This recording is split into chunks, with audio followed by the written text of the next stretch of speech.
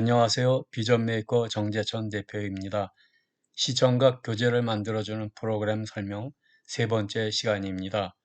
두 번에 걸친 설명에 대한 요약을 다시 한번 말씀드리면, 첫 번째 설명은 책을 60권까지 만들 수 있으며 그 책의 이름을 국제정책 개론이라고 정의를 했고, 또 거기에 목차를 50개까지 만들 수 있는데 3개까지 목차를 만들었습니다. 그래서 첫 번째 목차를 클릭을 하면 오른쪽에 이 서재실 이용하는 기능을 주로 설명한 것이 첫 번째 단계입니다.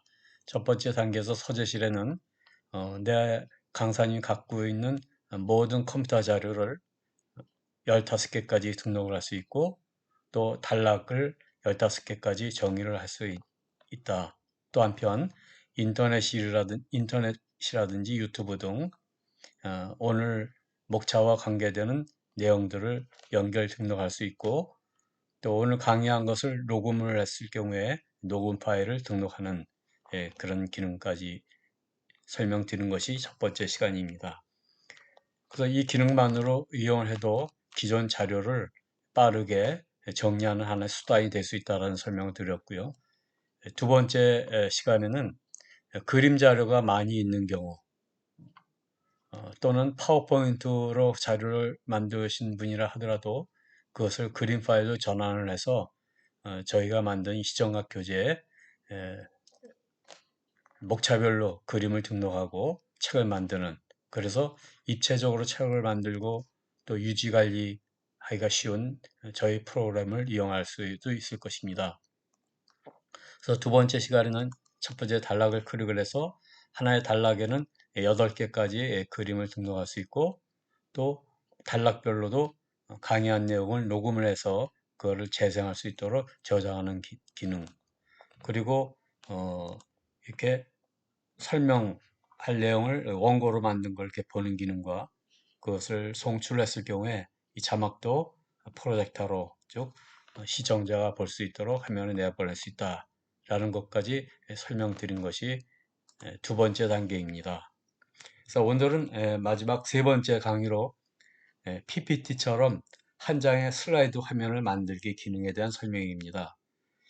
두 번째까지 그림 자료만으로도 이렇게 관리하고 이런 것이 어, 충분하다, 그것만 해도 충분하다고 생각하시면 뭐 세 번째 단계까지 들으실 필요는 없지만 참고로 이런 기능도 있다는 것을 아시면 좋겠습니다. PPT로 화면 만들기가 익숙치 않거나 또는 전혀 경험이 없으신 분께 저희가 만든 이 비전 메이커에 오늘 설명드리는 편집 방법을 제시합니다. 그래도 하나의 화면을 만드는 기능이니까 최소한의 시간은 투자해서 배워보시고 익숙해질 때까지 연습해 보시면 좋겠습니다. 한편 기존에 만든 PPT를 사용하는 것이 더 익숙하고 편하신 분들은 PPT로 PPT 기능 중에서 다른 파일로 저장하기를 클릭을 해서 그림 파일로 전환을 해봅니다. 즉 JPG나 PNG 파일로 파워포인트 그 자료를 전환한 다음에 그 두 번째 시간에 설명드린 그림 파일 위주로 이렇게 등록하는 것으로 하나의 책을 만들어 보시는 것도 방법이고, 또는 그냥 파워포인트로 만든 자료를 이 서재실에 등록해서 사용하시는 걸로 사용하셔도 좋겠습니다. 저희 프로그램의 특징은 파워포인트로 뭐 하나의 책을 만들 때 때로는 양이 많아서 몇백 페이지, 몇천 페이지도 만들 수 있는데, 그렇게 되면 내용을 더 추가로 넣거나 또는 강의하다가 건너뛰고 뛴다든지 그럴 경우에 너무나 볼륨이 크기 때문에 좀 불편하죠. 그래서 저희가 이렇게 쪼개서 책에 목차를 만들고 또 하나의 목차에 단락을 만들고 그 단락에 그림, 관계된 그림자 이렇게 넣어서 이렇게 3D로 만들어 해서 강의를 더 효율적으로 할 수 있다. 그런 장점을 생각해 보는 것이죠.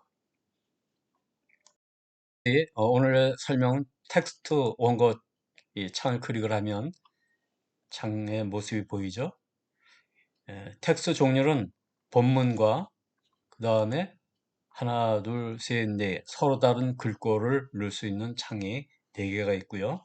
그 다음에 그림을 하나 삽입할 수 있는 이런 구조로 되어 있습니다. 하나의 화면에 그림을 여러 개 넣고 또 다른 여러 가지 기능을 넣고 그렇게 해서 하나의 화면을 만드신다고 한다면 그냥 PPT 편집 기능을 이용하는 것이 좋고요. 뭐 그렇게까지 복잡하게 만들 필요는 없다. 이 정도만 해도 충분하다라고 생각하시는 분들은 제 걸로 그냥 사용하시면 되겠습니다. 자, 이 본문에다가 이런 내용으로다가 입력을 시키고 저장을 눌렀습니다. 이렇게 본문이 들어갔고요. 서로 다른 글꼴에 글씨 이렇게 4개까지 넣을 수 있다고 그랬는데 이게 중첩이 되어 있으니까 이걸 화면을 좀 옮겨서 4개의 글꼴 서로 넣을 수 있는 거를 옮겨서 이렇게 이제 옮겨서 첫 번째 저기는 예, 국제정치학문이라는 것이 이렇게 한번 입력을 해봤습니다. 그러니까 첫 번째 속성은 이제 빨간색으로 제가 만들어 놨는데 이건 얼마든지 바꿀 수가 있습니다. 이렇게 해서 음, 국제정치학이라는 이름, 또 국제관계론, 세계정치론 이렇게 이름이 여러 가지 이름이 있다는 것이죠. 또 하나의 또 이름은 어, 뭐 이런 예, 국제 간의 정치, 외교학과 이렇게 이름을 붙이는 그런 대학도 있다라는 것이죠. 아, 이와 같이 자료를 몇 가지만 넣고요. 또 여기다 더 넣을 수도 있겠죠. 한편 여기다 그림을 하나 더 추가하고 싶다. 오늘 원고에. 그럼 그림 추가에 버튼을 클릭을 하면 여기 원고 그림이 있습니다. 이 원고에 그림을 넣겠다 이런 것이죠. 원고에 이 그림을 넣겠다. 이 그림이 여기 편집장에 들어오죠. 이 그림의 위치를 이쪽으로 옮기는 게 좋겠죠. 저희 프로그램에 참고로 말씀드리면 여기 왼쪽에 있는 이 부분이 옮기는 버튼이 되겠습니다. 이걸 마우스로 누른 상태로 내가 원하는 곳으로 이동시킵니다. 그러면 오른쪽 끝에 또 하나의 이런 버튼이 있습니다. 이걸로는 크기 조정하는 것입니다. 이렇게 하면 크기가 조정이 되죠. 위치를 하나는 이동시키고 하나는 크기를 조정하고 아까 저희 이렇게 이동을 했었죠. 그거와 똑같은 원리입니다. 그래서 하나의 창에는 텍스트 원고를 넣을 수 있는 게 본문을 이렇게 놓고 거기다 강조할 글씨들을 이렇게 넣고 넣을 수 있다는 것이죠. 위치 이건 뭐 굳이 할 필요는 없지만 그냥 첫 번째 이거를 두 번째 걸 예를 들죠. 이거의 글꼴을 바꾸고 배경도 바꿀 수가 있습니다. 그럼 여기에 글꼴 설정을 클릭을 해서 두 번째가 국가 간의 정치 이 부분에 대한 것을 폰트를 글꼴을 설정하는 것이죠. 그래서 이게 하나, 둘, 셋, 네 개의 듯이 첫 번째, 두 번째, 세 번째, 네 번째에 대한 각각 글씨 속성을 정해 주는 것입니다.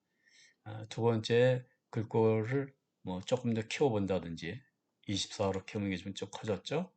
그 다음에 줄 요 이제 바탕색 이거의 바탕색을 연한 보라색으로 넣고 싶다. 좀 더 연하게 이렇게 지정하면 배경이 이렇게 연하게 바뀌었죠. 글씨를 크게 했으니까 이 창의 크기 오고 갖고는 안 되죠. 그럼 얘를 선택을 해서 이걸 저장을 누르고요. 얘를 선택을 해서 그런 조정할 수 있는 커서가 보이죠. 이렇게 조정을 해주는 거죠. 이렇게 해서 이제 글꼴을 설정해서 또 그림도 삽입을 해서 하나의 화면을 완성을 했습니다. 한편 하나의 화면에 어떤 내 띠를 두르고 싶다. 이 전체 어떤 배경을 넣고 싶다. 그럴 때는 환경 설정, 예? 자막 띠 넣는 이런 설정 창이 있습니다. 여기 보시면 띠를 이런 배경, 이런 배경, 이런 배경 넣을 수 있는 것이 있는데 요걸 한번 선택을 해 보겠습니다. 선택을 해서 확인 누르면 전체 배경이 이렇게 띠가 들어간 모습을 볼 수가 있습니다. 띠 있는 그림을 넣을 수도 있고 또 한편 어, 배경 선택을 위한 그림 찾는 화면 전환으로 클릭을 하면 저희 비전 메이커에서는 배경이 될 만한 그림 약 400장 정도가 수록되어 있는데 그 그림들을 이렇게 분류별로 나눠 놨습니다. 예를 들자면 위에 아래 여백이 있는 그림을 찾아보겠다. 클릭을 하시면 위에 여백이 있죠. 이렇게 그래서 여기에 글씨를 넣기가 좋게 이 중에서 원하는 그림을 선택하는 것이죠. 19번째 그림을 클릭을 해보면 조금 크게 나오죠. 이런 그림을 넣을 수도 있고 다시 닫고 다른 그림을 이렇게 찾아서 이 그림 클릭하면 그 그림이 이제 크게 나오죠. 그래서 여기에 글씨를 넣을 수 있고 밑에 이런 배경 그림이 들어가 있는 이 그림을 선택을 하고 싶다. 그럼 그림 결정을 누르면 되고요. 또 한편 나의 그림 폴더 강사님이 갖고 계신 자료 중에서 필요한 자료 있으면 그런 자료 중에서 선택할 수가 있죠. 그래서 사용자께서 가지고 계신 그런 그림 중에서도 얼마든지 배경을 선택할 수 있다. 좀 전에 이건 누른 걸로 결정을 해보겠습니다. 그러면 이렇게 선택한 그림으로 배경이 바뀌었죠. 이와 같이 하나의 텍스트 원고에 서로 다른 글꼴을 넣을 수가 있고 또 그림도 삽입할 수 있고 이렇게 해서 하나의 원고를 만들었습니다. 그것이 첫 번째 원고가 되겠습니다. 기능을 설명드릴 것은 특수문자 활용입니다. 어떤 창에 특수문자를 내가 이용하고 싶다. 특수문자를 이렇게 그룹별로 비슷한 유형끼리 이렇게 모아놨습니다. 그래서 이걸 먼저 이 창에다가 특수문자를 내가 삽입을 하고 싶다. 그걸 더블 클릭하면 그 창으로 이게 들어오죠. 또 여기 창에는 또 이 창에 특수문자 클릭을 해서 번호 가나다 수를 넣고 싶다. 더블 클릭하면 가나다가 들어오죠. 창이 좁으니까 뒤에 이게 들어갔을 것입니다. 이렇게 해서 이걸 이제 드래그해서 필요하면 이렇게 이거를 가로 놓고 그 다음에 이거를 복사해서 나로 집어넣고 요까지만 해보겠습니다. 이렇게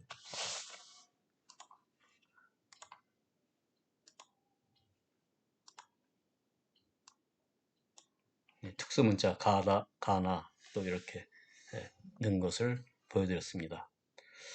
한편 저희 그 타임 모델에 뒤에 타임 라이브라는 말이 들어간 게 있습니다. 타임 라이브는 생중계 카메라 연결해서 생중계하면서 그 위에 내가 자막을 내보내고 싶다. 그럴 경우에 사용하는 게인데요. 여기 생중계 자막이라고 있습니다. 화면에. 즉 이 화면이 생중계 화면으로 나갔으면 좋겠다라는 뜻으로 클릭을 하면 이렇게 생중계 화면 순서란 의미로 바탕화면이 검정색으로 바뀝니다. 생중계 화면이 아니고 그냥 파워포인트와 같은 화면일 경우에는 다시 풀어주면 이런 그림이 나오고요. 다시 생중계 화면을 체크를 하면 카메라 화면으로 전환이 되는 것입니다. 그러면 이제 실제로 한번 만든 거를 가지고 한번 작동을 해 보겠습니다. 자, 지금 이제 첫 번째 화면인데요. 첫 번째 송출 버튼을 클릭을 하면 지금 프로젝터로 이 화면에 나가고 있다는 것을 강사 모니터 화면에도 보여주고 강사 화면에는 아니 프로젝터 화면에는 이런 화면이 지금 송출되고 있습니다. 다시 내 모니터로 돌아와서 송출 누르면 대기하고 있던 첫 번째 화면이 프로젝터로 나가고 또 송출 누르면 두 번째 대기하고 있던 화면이 프로젝터로 나가면서 세 번째 화면이 대기화면으로 넘어오겠죠. 또 한편 강사가 보는 원고를 클릭을 해서 원고를 크게 보면서 강의를 진행할 수도 있고 또 송출 버튼을 클릭해서 이 화면을 내보낼 수도 있습니다. 그건 두 번째 시간에 설명드린 것이죠. 닫고요. 또 한편 첫 번째 이 화면을 내가 카메라 화면으로 생중계 카메라 화면으로 이 화면을 내보내고 싶다 할 경우에는 생중계 자막을 누르는데 그 전에 환경 설정에서 캠코더 연결한 그 스위치 영상 스위처 장비가 있습니다. 스위처 장비가 크로마키 기능을 지원하는 스위처 장비를 구매하시면 되는데요. 거기서 내가 자막 크로마키 값을 무엇을 했느냐 그냥 뭐 녹색으로 했다. 그 녹색으로 했다라는 것을 알려주고, 그다음에 생중계 자막을 클릭을 해서 송출 누르면 지금 이 화면이 까맣게 된 것이 지금 프로젝터로 나가고 있는 화면으로 보시면 되고요. 오른쪽에 실제로 프로젝터로 나가는 화면은 아까 크로마키 기능을 녹색으로 했기 때문에 바탕화면이 전체가 녹색으로 되어 있죠. 녹색으로 되어 있는 이 부분이 카메라 화면으로 보시면 됩니다. 제 카메라 화면 위에 이렇게 자막이 또 그림이 같이 송출된다, 이렇게 보시면 되겠습니다. 다시 생중계 화면을 이제 풀어주면 이제 원위치가 되죠. 이렇게 해서 생중계 화면으로 자막 송출하는 기능까지 모두 설명을 마쳤습니다. 수고 많으셨습니다. 감사합니다.